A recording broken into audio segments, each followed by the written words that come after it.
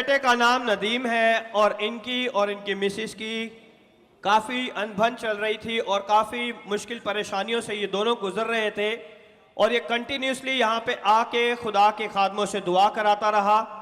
और ये कह रहा है कि आज सुबह जो इनकी वाइफ इनसे 1-2 महीने से नहीं मिल रही थी, इनके साथ उन्होंने ख़त्म करने की सोच रही थी, लेकिन जब इन्होंने खुदावन के घर में आके दुआ करानी शुरू की तो ये कह रहे हैं कि आज वो सुबह मुझे मिल के गई और मेरा दिल खुशी से शादमान। जोरदार तालियां बजाएं, क्योंकि खुदावन चाहता है कि वो आपकी शादीशुदा जिंदगी में आपको बरकत दे, क्योंकि जिसे खुदावन ने जोड़ा है उसे कोई जुदा नहीं कर सकता।